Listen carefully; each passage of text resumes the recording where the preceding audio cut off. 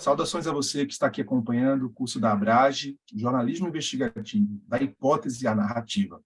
Eu sou Breno Pires, repórter da revista Piauí, e comecei no jornalismo 15 anos atrás como estagiário na editoria de esportes do Jornal do Comércio em Pernambuco, depois de me graduar na Universidade Federal de Pernambuco. Atualmente estou em Brasília, já faz 6 anos, passei um período de quase 6 anos no Estadão, e desde o ano passado, desde maio de 2022, estou na revista Piauí e tenho me dedicado a investigações, principalmente na área de política. Nesse módulo, se é que se pode chamar assim, do curso, a gente vai poder tratar um pouco das técnicas relacionadas a investigações de pessoas. E a gente tem diversas modalidades, né? São diversos os formatos, e eu até tenho uma crença pessoal de que cada investigação, embora precise de planejamento, ela sempre vai ter um pouco de um caráter artesanal, digamos assim, porque para cada investigação que você vai fazer, vai ser necessário não só ter informações padrão, mas você também vai precisar conjugar, fazer cruzamentos e, e as coisas que vão fluir em relação a algumas pessoas que você deseja investigar, nem sempre vão ser as mesmas. Você pode evoluir, por exemplo, na área de investigação sobre uma pessoa pelos bens dela, pelas propriedades que ela tem, imóveis, pelos negócios que ela tem, empresas, ou por outras atividades. Então, nem sempre há uma fórmula exata, mas o planejamento ajuda bastante. Quando você vai investigar uma pessoa, você precisa definir bem qual vai ser o objetivo dessa apuração. O que é que você deseja demonstrar em relação a essa pessoa, objeto da investigação. E, a partir disso, você vai traçando o método e as hipóteses. Eu entendo que eu coloquei 5 frases aí, né, 5 tópicos em sequência, né, também citando as coletas de informações em bases abertas e com fontes humanas, nessa intenção de fazer também um perfil e um raio-x das pessoas a serem investigadas. E, embora esteja uma espécie de ordem, né, de cima para baixo, todas essas etapas, na minha visão, elas se cruzam, elas se confundem, porque você vai ir e voltar muitas vezes, né? A definição de uma hipótese de investigação, ela pode ser alterada no curso dessa investigação. É bastante comum, pelo menos comigo tem acontecido muito. Então, eu imagino que uma espécie de um ciclo entre todas essas etapas que vai gerar a possibilidade de uma história bem contada, uma investigação que possa trazer impacto no contexto onde você se insira, né? Seja de funcionários públicos, seja de políticos, seja de empresários, seja de lobistas, e entre outros tipos de crimes ou irregularidades que você queira investigar. Então, eu entendo que é importante falar sobre ferramentas que vão poder dar um pontapé inicial, né, para essas investigações que você deseja fazer. Existe uma série de recomendações de ferramentas e que a gente pode citar. Eu separei aqui algumas delas, eu fiz essa lista considerando um pouco da minha experiência e também ferramentas que, embora não tenham servido para investigações específicas, eu já fiz buscas nelas, né, nem sempre tendo sucesso.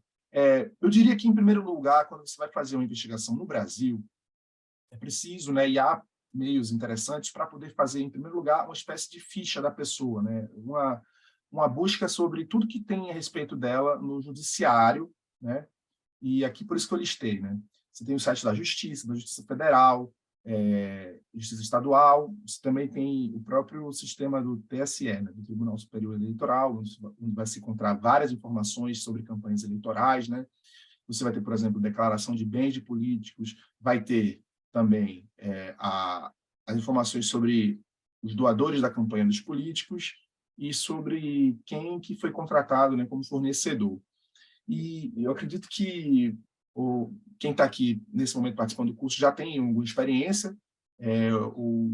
Se não tiver, vai ser sempre também importante, né, fazer esse dever de casa de mapear o que há de informações dentro desses sites que são mais básicos.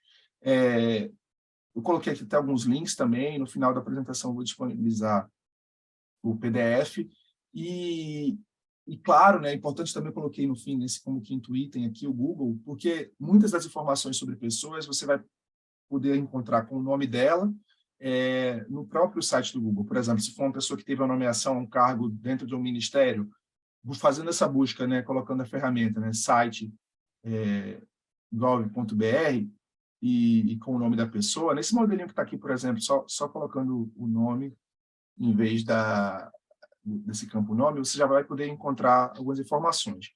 Isso aqui como um ponto de partida, né, uma espécie de olhar inicial. E também as ferramentas incluem sites de órgãos públicos, onde você consegue ter informações, mas você tem que pagar. Então, por exemplo, no site do Supremo Tribunal Federal, você tem a possibilidade de acessar aos autos de inquéritos criminais que algumas pessoas já responderam ou ainda respondem, né? E essas buscas, elas requerem você ter um certificado digital que é chamado de ICPF. Esse ICPF tem uma possibilidade de ser feito por meio de diversos serviços da internet, um deles se chama CertSign, e aí você, com esse certificado, consegue entrar em peças que não estão disponíveis no acesso público do Supremo, é dentro da pasta de peticionamento. Então, isso é um dado importante, porque, por exemplo, na cobertura de inquéritos criminais do Supremo, que é muito frequente, né, envolve os principais personagens políticos do Brasil costumam ter algum tipo de apuração em andamento no Supremo, e aí é por meio desses dados que você vai conseguir. Importante também é a busca em cartórios, muitas vezes você vai encontrar imóveis nos cartórios, mas também pode encontrar por meio de cadastro ambiental rural, que é o chamado CAR, e existe também um tipo de cadastro de imóveis no INCRA, ele é chamado CIGEF. Então, estou dando aqui uma vista geral, né, um exemplo geral, e depois a gente vai partir para exemplos mais específicos. É importante citar também, como ferramentas importantes de mapeamento de informações sobre pessoas, alguns sites mantidos por organizações jornalísticas, como o Aleph, que é da OCCRP, que é uma ferramenta super importante que reúne e congrega bases de dados de investigações do mundo todo, e que, no caso do Brasil, há um banco de dados da Abrage também disponibilizado dentro desse site. Para ter acesso ao Aleph, você pode fazer o seu cadastramento público, qualquer jornalista pode fazer, vai ter ali uma necessidade de aprovação, e para pedir acesso a essas bases de dados mais detalhadas, né, tanto da Abrage quanto uma outra base chamada Friends of CCRP, que é os amigos da OCCRP, você vai precisar fazer um formulário e na internet essas informações estão disponíveis, né? Com esse formulário, prestando suas informações sobre quem você é, o lugar que você trabalha, seu histórico, algumas matérias que você já fez, você provavelmente vai conseguir ter uma obtenção dessa aprovação. E aí eu vou depois falar um pouquinho mais do Aleph, só que eu já quero deixar claro assim, que atualmente é um belo ponto de partida para investigações, porque você vai ter como encontrar, né, informações a partir de uma pesquisa pelo nome da pessoa no Brasil, você vai conseguir encontrar muitos dados, né? Se a pessoa, por exemplo, é beneficiária do Bolsa Família, se detém um avião, né? Que existe uma base de dados da ANAC que foi disponibilizada no Aleph. Você vai, por exemplo, também descobrir se existem sanções ambientais aplicadas a essa pessoa, qual é a filiação política dela, se ela tiver. Enfim, e dentro desse site também tem ferramentas que te permitem ir incluindo informações próprias e também montar apresentações, montar visualmente apresentações por meio de gráficos. Existem formas de você colocar uma pessoa, ligar ela ao empresário, dizer qual é a relação entre elas. É uma ferramenta sensacional e a Abrage já fez alguns cursos, algumas lives que tratam mais detalhadamente dessa ferramenta do Aleph. Então, uma funcionalidade que eu acho interessante também é colocar uma espécie de alerta e push que vai introduzir para você qual é a novidade que há, se chegar um novo documento que cita determinada pessoa. É uma ferramenta que eu uso também, interessante, porque eventualmente vai sendo alimentado de novos dados à base, e aí você pode ter uma informação nova, exclusiva, eventualmente. Um outro trabalho que foi também organizado pelas associações de jornalismo, no caso da Abrage, foi o Cruzagrafos, que também te permite fazer uma vinculação entre empresas. É uma pesquisa bem interessante e que você vai conseguir fazer por lá. E também fazendo essa ligação, né? Uma coisa legal do Cruzagrafos é que você, a partir de uma empresa que você identifica, você consegue clicar no maisinho que tem lá para poder ver as ramificações, né? Essa empresa tem ligações com quem? Com quais pessoas? Aí você clica na pessoa seguinte, você bota, essa pessoa tem ligação com quem? Então, você vai aprofundando, formando uma teia de informações que tanto sobre empresários, né, sócios de empresas, quanto a respeito das empresas em si. E uma outra ferramenta também nessa linha de que é possível acessar por meio de organizações jornalísticas é o Pinpoint do Google. É um serviço aberto, não tem, nesse caso, não precisa de uma aprovação de uma associação e tal. E lá você vai ter tanta possibilidade de fazer um repositório de seus dados. Por exemplo, se você tem diversos documentos relacionados a alguma pessoa, você pode colocar tudo nessa pasta, e aí ele vai ter uma funcionalidade interessante, que é um grau de classificação, que já vai jogar por tópicos tudo que tem sobre determinada pessoa, quantas menções tem a ela, você já clica para ver todas elas. Então, assim, é algo que te ajuda a organizar e visualizar as informações, além do que o próprio Pinpoint ele também faz uma transcrição de áudios, o que é uma coisa bastante importante. A transcrição de áudio não é perfeita, você vai precisar fazer ajustes, né? É possível editar o áudio quando está sendo transcrito, mas ela é uma mão na roda, principalmente quando você faz uma entrevista longa e quer localizar um trecho específico da entrevista. Então, você já vai no ponto, já pode buscar a partir ali de palavras-chave. São algumas ferramentas que ajudam nesse caso, não somente a se investigar uma pessoa, mas também a planejar a investigação, organizar a investigação e a tornar tudo mais claro, o que é essencial para poder fazer uma investigação jornalística.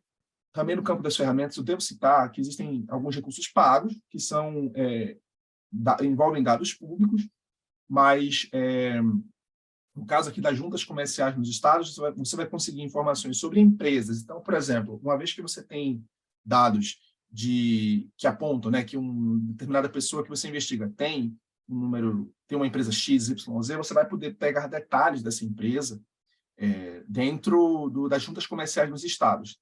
Então, por exemplo, você vai conseguir ver o histórico de movimentação societária dessa empresa, entre outros dados e documentos relativos à própria administração da empresa, o que pode ter um impacto assim, de descoberta de novas informações que não estão disponíveis nos sites, né, na mera ficha da empresa que mostra as atividades desenvolvidas, os nomes dos sócios, etc.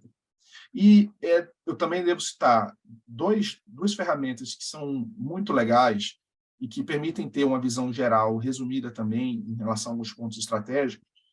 Uma é o Check Tudo, que lhe permite, por meio do CPF, você pode descobrir o nome do CPF de uma pessoa, o número do CPF de uma pessoa a partir do nome completo dela. E uma vez que você tem esse CPF, você pode fazer buscas que vão demonstrar para você alguns dados como pessoas relacionadas, endereço e telefones para contato. Então, muitas vezes, quando o jornalista precisa entrevistar uma pessoa que está sendo citada em uma matéria de denúncia, pedir um outro lado, o telefone pode surgir no Check Tudo. Eu devo fazer uma observação que há também que levar em consideração algumas questões éticas em relação ao Check Tudo. Você não deve jamais utilizar isso para algo que não seja uma finalidade 100% jornalística. Então, é preciso ter cuidado quanto a isso. Entendo que, por exemplo, obter um telefone para buscar um outro lado de uma pessoa citada em investigação é algo que não somente é importante, né, como é necessário, para dar o direito da pessoa se manifestar, né? Mas isso não é para servir para você utilizar para obter dados de interesse pessoal, né? Agora, devo citar também o digesto. O que é o digesto? O digesto ele é uma espécie de... ele permite você fazer uma busca ampla sobre todos os processos que uma pessoa responde na justiça.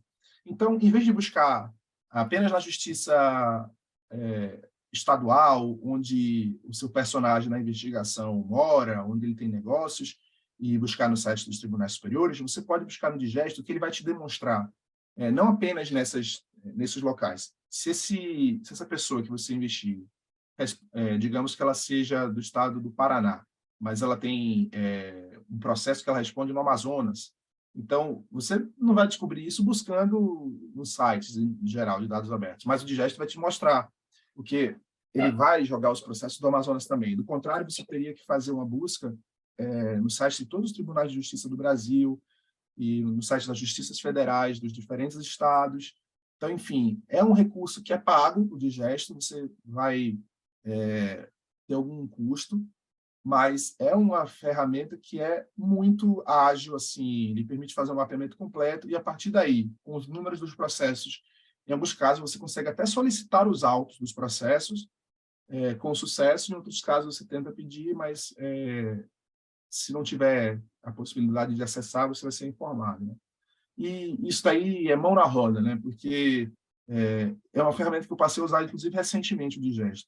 Ela permite você ter acesso com mais sucesso às informações sem perder tanto tempo. Bom, estou falando aqui, dando ferramentas, mas acho que quem está aqui acompanhando quer ter exemplos claros, né, concretos, e eu acho que a gente pode falar aqui agora de um caso assim, envolvendo um personagem muito importante no Brasil, né? Eu coloquei aqui nesse slide empresários políticos, funcionários públicos e lobistas, porque eu estou falando assim, você pode investigar qualquer pessoa, né? Mas, nesse caso aqui, vou falar de um político, porque no Brasil, principalmente, como a minha atividade está ligada à área de política, é um caso que eu tenho como falar. Então, no caso, Arthur Lira, presidente da Câmara dos Deputados desde fevereiro de 2021. Quando ele se lançou candidato em outubro de 2020, mais ou menos, eu estava, na época, no jornal Estado de São Paulo, Estadão, e me foi passada essa missão, né, de descobrir o que ainda tinha sobre ele, que não tinha sido revelado, né, fazer uma investigação a respeito das pendências que ele tinha com a justiça, enfim, investigá-lo, né? E aí eu pude, fazendo uma busca por meio de todos todas as ferramentas que eu citei, né, ou pelo menos uma boa parte delas, fui encontrando uma série de locais, né, de tribunais, processos em que ele tinha algumas pendências, algumas contas a acertar. Nessa busca, eu pude encontrar informações que davam conta, né, não só dos inquéritos da Operação Lava Jato, que ele respondia, e que já eram conhecidos, já havia muita informação relacionada aos inquéritos da Lava Jato. Mas eu pude escavar mais e entender melhor um processo que ele respondia desde o fim dos anos 2000, né, 2007, lá no estado de Alagoas, na chamada Operação Taturana. Taturana é uma lagarta que come folhas, e essa expressão taturana surgiu daí, que os deputados estavam comendo o dinheiro das folhas de pagamento da Assembleia Legislativa de Alagoas. E havia uma série de deputados sob investigação, mas Arthur Lira tinha um papel preponderante. Ele era secretário, numa função de secretaria que envolvia a administração de recursos da casa. Não era tesoureiro, mas ele estava ligado à gestão.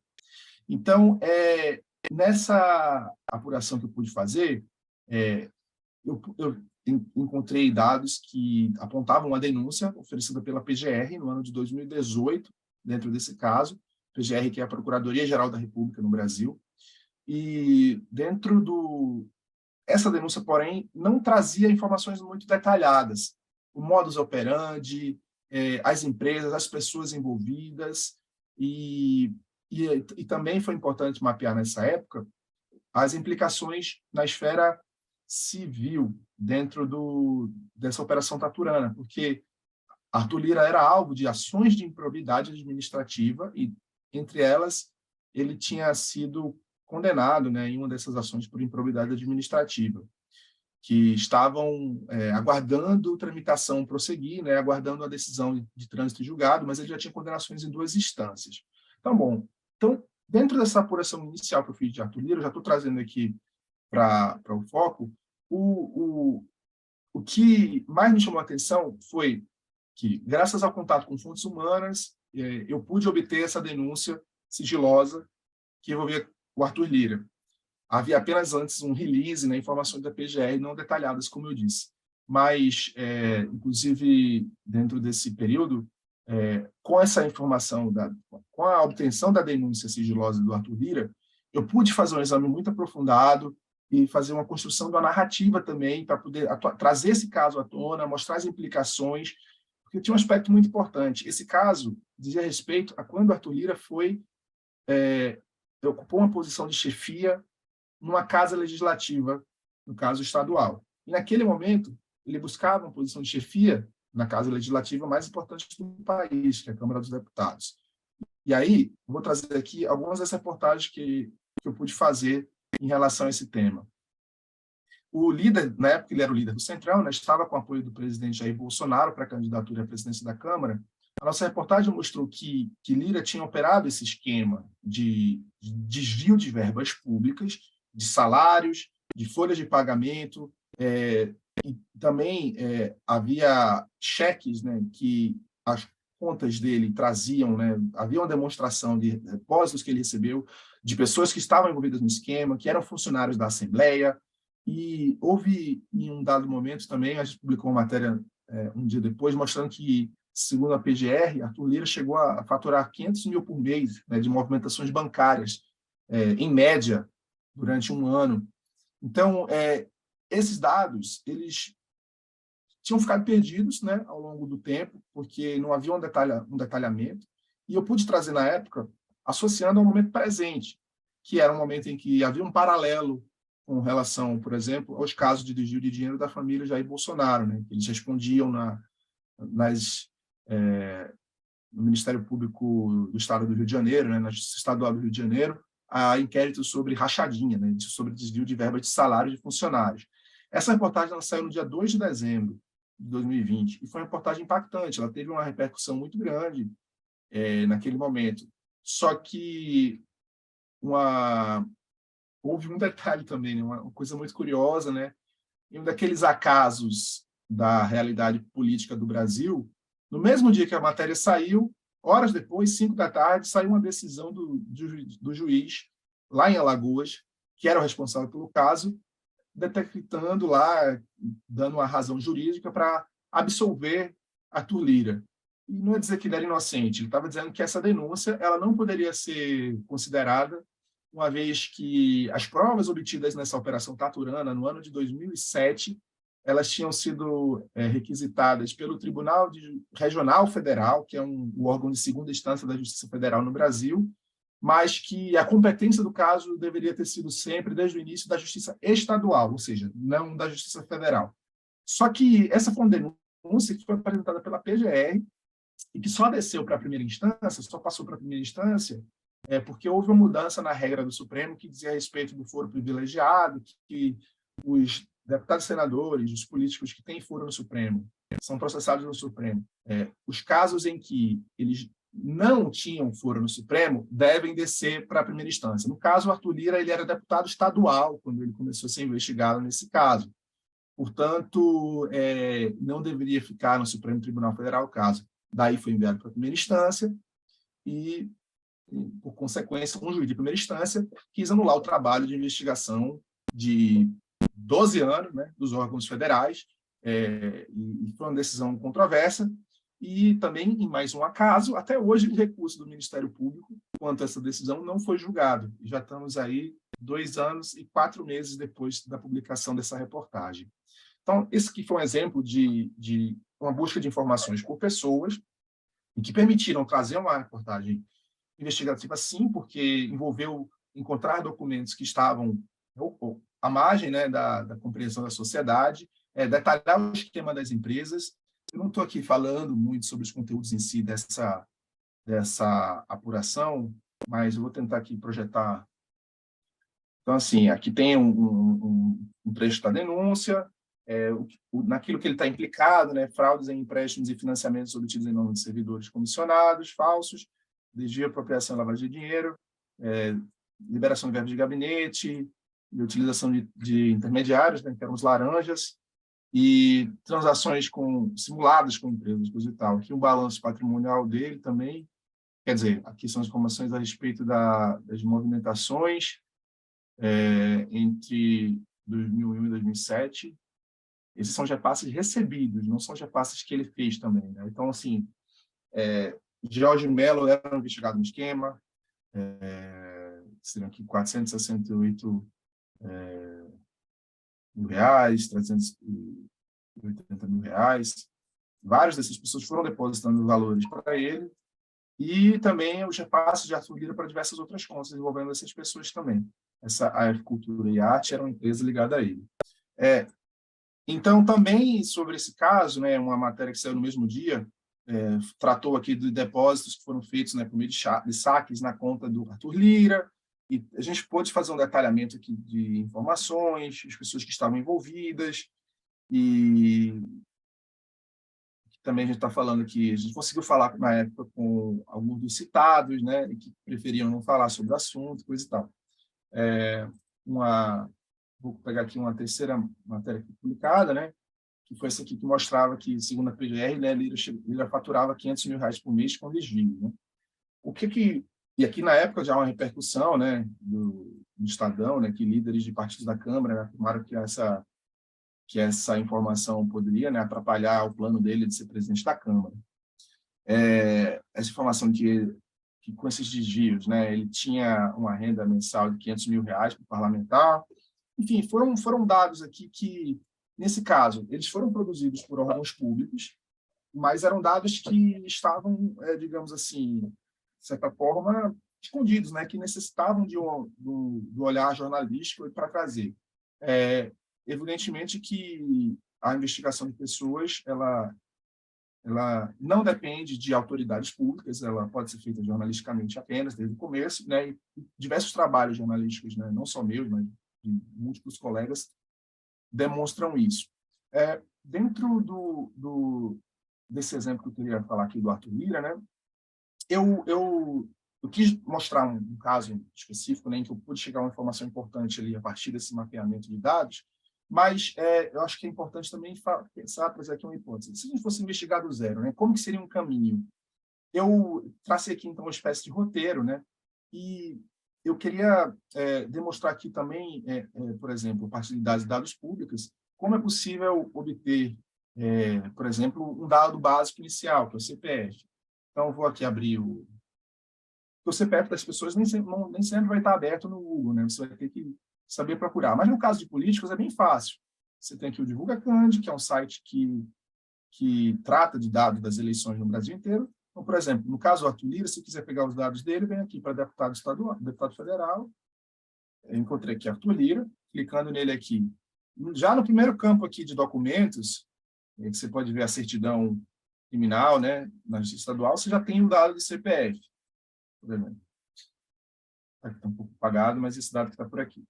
Então, isso vale para qualquer político que foi candidato nas eleições, né, 2022, e mesmo em eleições anteriores, que a gente também pode buscar aqui outros anos, tá? Ó, por exemplo, eleições gerais de 2014, você também vai poder encontrar dados, certo?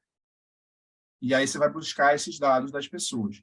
Então, importante mostrar também o DivulgaCand como um belo repositório de dados, porque você vai poder ver a lista de bens declarados pela autoridade política, certo? A partir daqui você vai poder fazer investigações também. Você pode ver quem ele contratou, né? São as despesas. Pode pedir um relatório aqui das despesas da campanha. E também quem são aqui a despesa, né? E quem são os doadores dele, né? Está no ranking de doadores, coisa e tal. Bom, enfim, então voltando aqui para a ordem, né? A primeira coisa, você descobrir o CPF de uma pessoa. Demonstrei aqui, por exemplo, como você descobre. E aí você pode, a partir desse dado pessoal que você tem, né? Se você não conseguir com o DivulgaCand e não conseguir no Google, você tem as opções do Check Tudo e do Aleph, como eu tinha demonstrado. Então, agora, partindo para mapeamento de negócio, né? Tem esse link aqui que eu considero bem interessante, CNPJ Services, porque você consegue, com a busca simples, por exemplo, o nome do Lira, Arthur César Pereira de Lira. Basta colocar aqui como se fosse um Google, né?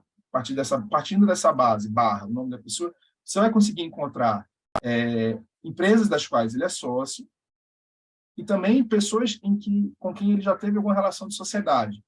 Benedito de Lira é o pai dele. Então, é interessante você olhar isso daqui, porque te permite ver, transitar, né, entre as pessoas. Você clica aqui, clica para ver o pai, né, de quem ele tem sociedade. Então, você vai vendo aqui as empresas, coisas e tal. Esse é um dado interessante, porque eu não sei quem mantém esse site CNPJ Services, mas ele tem essa facilidade, né? Mas também existem outros serviços, né? Você tem o Brasil I/O, que foi criado pelo Álvaro Justen, jornalista de dados, e ele também tem esses dados de sócios de empresas, você também pode buscar por lá. É um site que eu soube que está passando por uma atualização para ter uma base de dados mais atualizada. E para buscar empresas no exterior, você também tem o Open Corporates, que é aqui para demonstrar também, um site que permite fazer uma busca aqui em relação a empresas, né, de diversos locais. Aqui você busca por meio de empresas. Isso pode ser interessante também, embora o foco aqui seja a empresa, mas também vai ajudar quando você sabe mais ou menos, ouvir falar do nome da empresa que a pessoa tem no exterior. O Aleph, né, só para dar uma visão geral do que é o Aleph, né, que eu não tinha colocado, então você pode aqui, dentro do Aleph, fazer buscas por meio das bases de dados da Abrage. Então, aqui, por exemplo, você tem multas ambientais, campanhas eleitorais, proprietário de imóveis em São Paulo, que é a base do Bolsa Família, que eu falei, né? Dados de donos de avião, né? Então, por exemplo, tem uma matéria que saiu recentemente no Estadão, que mostrava o Juscelino Rezende Filho, né, ministro das Comunicações. Por exemplo, você consegue ver aqui que ele tem uma aeronave. Isso faz parte de uma história contada pelo Estadão recentemente. Estou dando aqui alguns exemplos da aplicação prática do Aleph, né? Então, voltando aqui para a base da Abrage, dados em relação aos gastos com a conta parlamentar, e tem um dado interessante de afiliação de políticos, que está aqui, se eu não me engano, no Friends of CCRP. Deixa eu ver. Lista de trabalho escravo, né? Você vai encontrar aqui também multas vencidas na questão dados da Operação Satyagraha, e esse aqui, ó, ligações políticas do Brasil. Esse dado aqui é bem importante, porque muitas vezes, quando aparece um personagem no noticiário, por exemplo, se teve algum manifestante que vandalizou, né, algum vândalo, por exemplo, 8 de janeiro, você vai poder muitas vezes saber pelo nome da pessoa se essa pessoa tinha uma filiação partidária. Então, é um caminho. E essa lista aqui também, que Brazilian People, permite encontrar o CPF por meio do nome das pessoas. Esse é um dado que também precisa ser utilizado com bastante responsabilidade, né? É essencial dizer isso sempre, não para finalidades pessoais, e sim para investigações jornalísticas. A lista de trabalho escravo também é muito importante. Voltando agora aqui para a apresentação, o cruzografos, ele traz, já tinha falado dele, né? Mas é sempre importante quando você tem o CNPJ, quando você obtém um CNPJ, você descobre que a pessoa que você investiga tem ligação com o CNPJ, fazer a checagem no site da Receita, certo? Então, que aqui você vai ter essas informações a respeito da pessoa, detalhadas. Por exemplo, então, aqui você tem essa empresa do Arthur Lira, chamada Delira Agropecuária e Eventos Limitado. Então, você faz essa busca aqui, você tem um CNPJ, você faz a busca no site da Receita, para você ver a situação cadastral, certo? Dá um zoom aqui, abertura do 2007, tem as atividades que são desempenhadas. Você consegue consultar o pago societário. Tem aqui, de fato, né, Arthur César Pereira de Lira, da ministra de Lira. E Angela Maria Gomes de Almeida Lira, que, se eu não me engano, é a mãe do próprio Lira. Aqui, então, estou dando só esse exemplo de que essas informações que você obtém precisam ser checadas também, né? Enfim. Até porque, às vezes, um site onde você faz uma busca pode estar um pouco desatualizado. Então, a empresa pode ter sido baixada ou pode estar ativa, né? Naquele caso, a empresa estava ativa.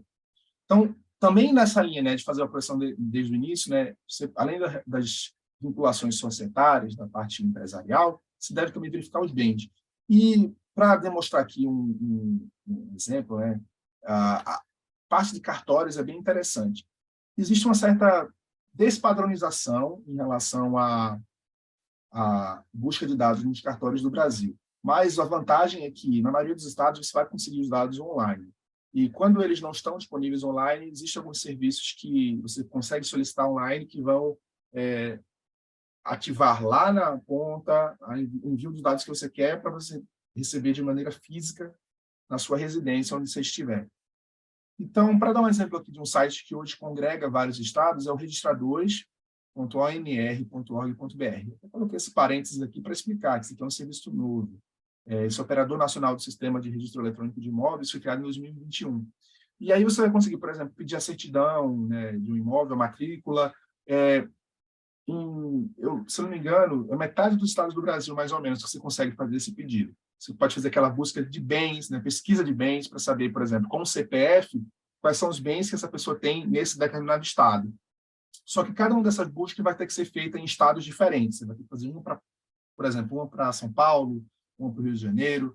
E uma vez que você consegue, na pesquisa de bens, detectar o imóvel que uma pessoa tem, aí você vai ter que fazer um pedido mais detalhado, né, de uma certidão, de uma matrícula do imóvel, e aí vai ter dados, por exemplo, sobre a compra, né, desse imóvel, como foi feita a compra, quanto foi gasto, e, enfim, entre outros dados que são relevantes em relação a uma aquisição de um imóvel para uma pessoa que você pretende investigar. Para dar um exemplo aqui, o caso da família do Flávio Bolsonaro, que comprou um imóvel no ano de 2021, né? Isso foi uma matéria do Antagonista, certo? Isso é o site dos registradores do Distrito Federal, onde é possível logar, né, para você poder fazer essa pesquisa. E, na época, depois que saiu a matéria do Antagonista, eu fiz também essa requisição e consegui os dados, fiz também uma matéria posterior, mas só demonstrando que essa busca por cartórios, por pessoas que você mapeia, investiga, elas podem resultar em dados importantes. Nesse caso da mansão do Flávio, ele tinha uma aquisição de um imóvel de 6 milhões de reais, uma mansão no Lago Sul, Brasília. Quem deu a primeira informação foi o site Antagonista. Então, isso é interessante porque, para você ser feliz, né, ser bem-sucedido numa busca de dados, como posses de imóveis, né, cartórios, você pode fazer isso como uma atividade sistemática, de tempos em tempos, fazer essa consulta para ver se aquela pessoa adquiriu um novo imóvel, né? E, além disso, né, é importante conversar com fontes, porque as fontes vão muitas vezes dar uma dica. Por exemplo, se você tem muitos conhecidos no meio empresarial, eles podem, né, pode surgir de uma fofoca, pode surgir de uma conversa de bastidores, assim, a informação, olha, fulano comprou uma casa tal, lugar tal. E aí você vai poder fazer uma pesquisa mais certeira, né, sem ser às cegas. Enfim, então, isso é então, um parênteses importante para sempre lembrar. Fontes humanas, elas vão ser as pessoas que vão permitir, muitas vezes, a conexão dos dados. Por quê? Porque é por meio de uma informação que você tem a respeito de uma pessoa, de uma empresa, né, que você vai fazer as conexões e as narrativas em relação às irregularidades e crimes que possam estar sendo cometidos. Mas, para isso, você precisa saber, né, ter informações sobre quais condutas erradas estão sendo cometidas. Né? Por exemplo, saber que a pessoa tem uma empresa não quer dizer nada, mas entender quais são as irregularidades em que essa empresa esteve envolvida, saber como essa empresa atua, vai te poder trazer um caminho. Né?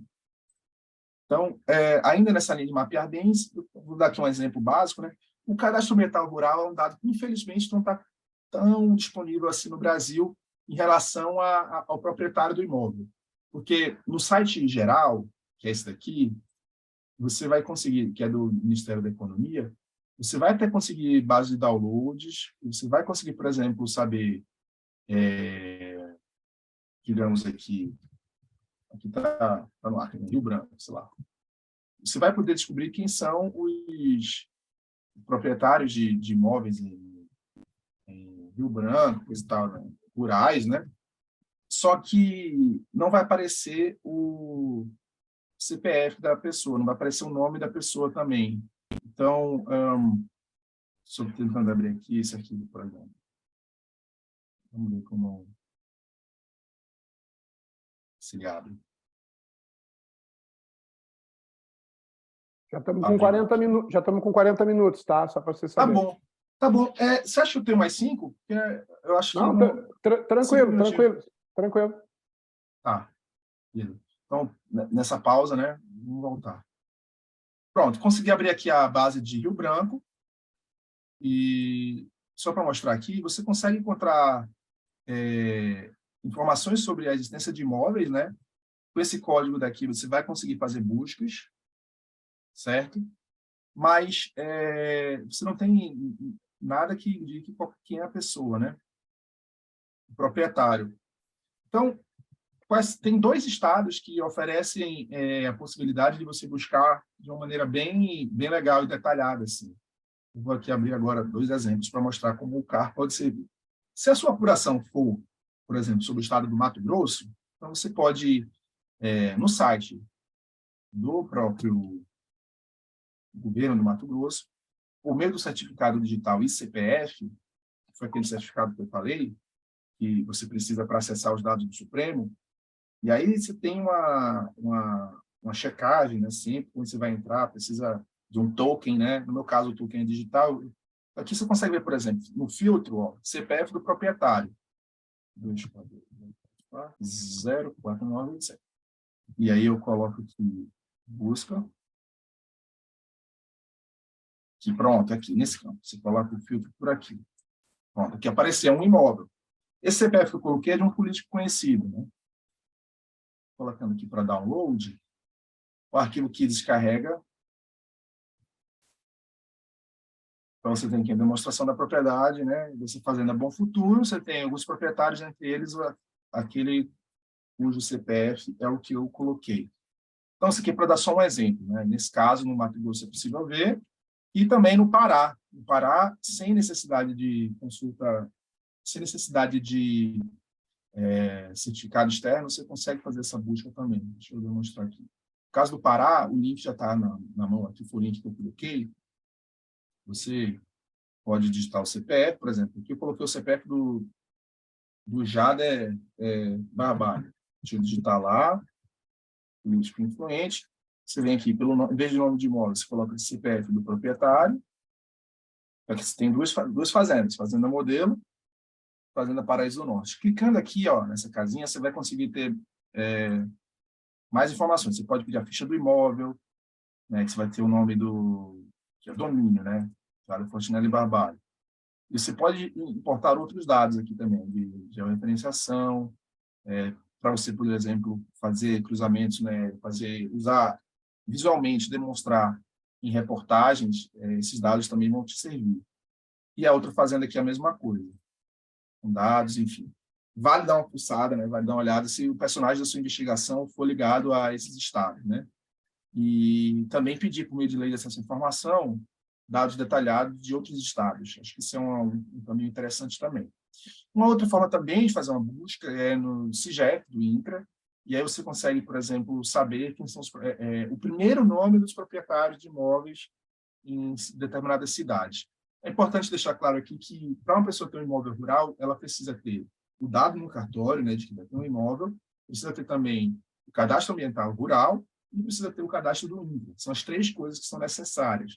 Muitas vezes o grileiro, uma pessoa que vai lá tomar força, uma terra, ele pode até ter um cadastro ambiental, mas assim, ele não seria o dono, né, de fato. Para ser o dono, precisa ter também o certificado no cartório. Enfim, esses são caminhos importantes também para citar aqui, para você se situar, né?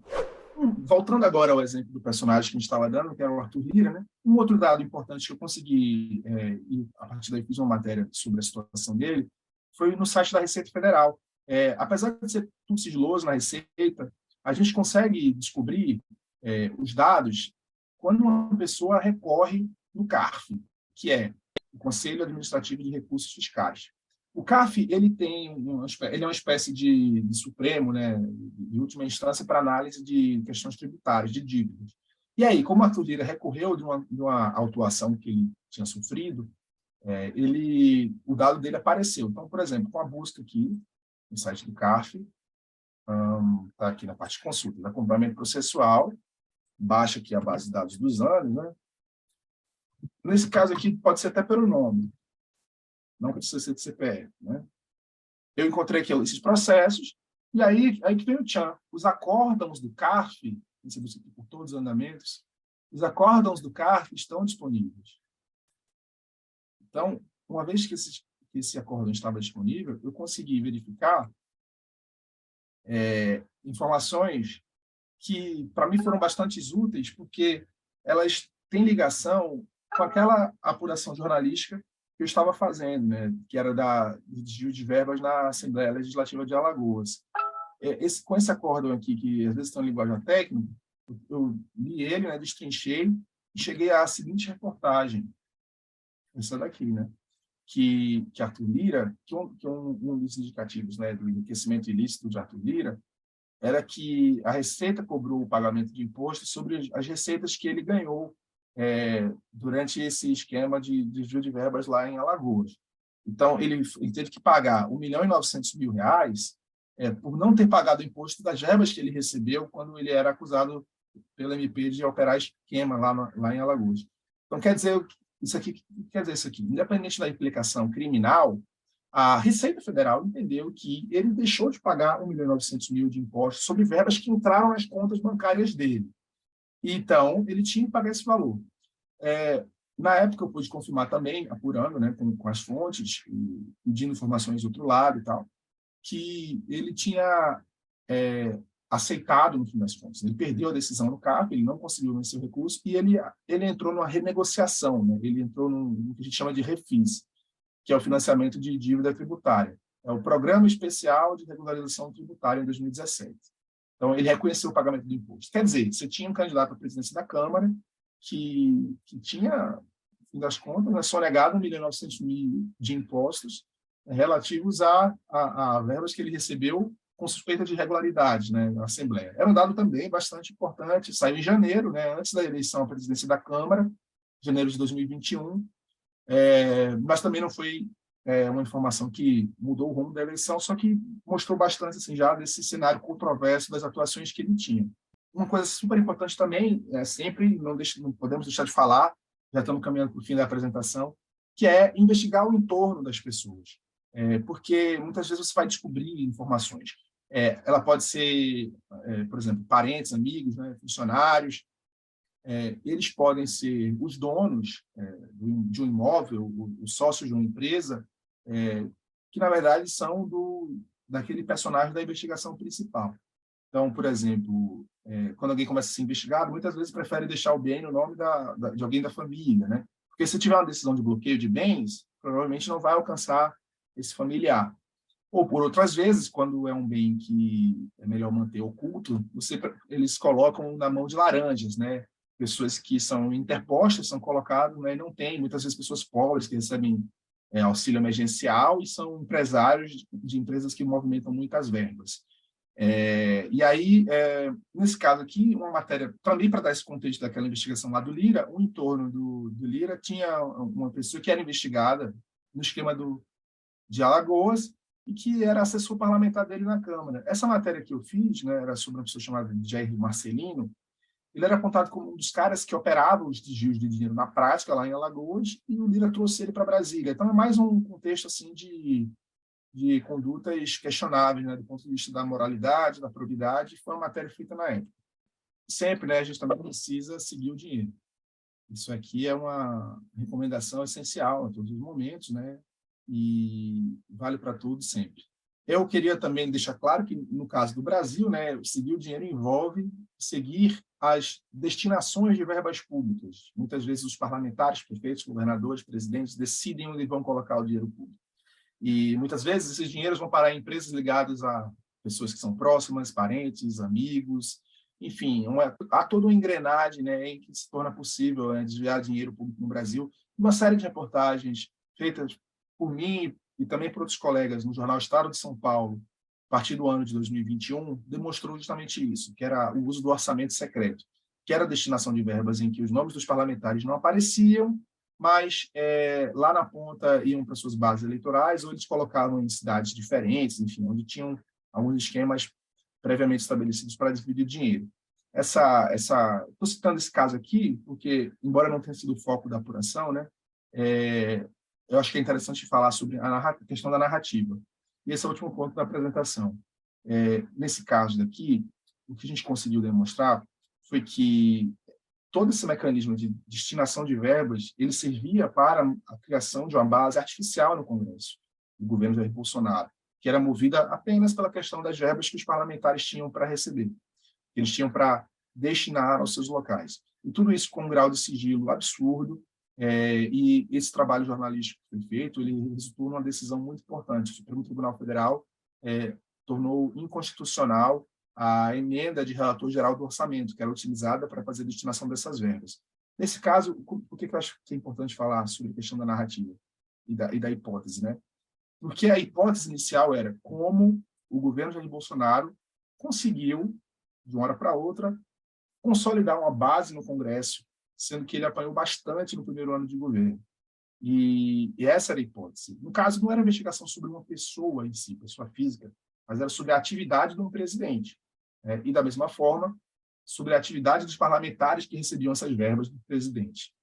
E, então, essa também foi uma apuração que eu acho que eu quero deixar aqui como interessante, dentro dessa linha de que Às vezes você não vai ficar nos dados da pessoa, do que a pessoa possui, onde ela é sócia, etc. Você vai ter que entender a atuação dessa pessoa no ramo onde ela se dedica.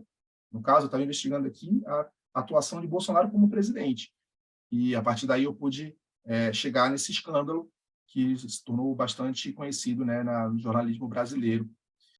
Então é isso, chegamos ao fim dessa minha apresentação para o curso. Eu espero que vocês tenham gostado. Quero me deixar aqui à disposição para quem quiser mandar um e-mail para tirar dúvidas, para pedir dicas. Eu entendi que era importante fazer uma apresentação sobre ferramentas, porque são muito necessárias, principalmente nos primeiros momentos de apuração, mas, mais uma vez, quero registrar que o trabalho com fontes ele é essencial, porque as fontes humanas, muitas vezes, elas vão ter as informações que você precisa e busca para poder demonstrar se há, de fato, uma irregularidade, né, para comprovar a hipótese da sua investigação. Agradeço também à Abrage pela organização do evento e pelo convite para que eu participe. Um abraço a todos e até a próxima.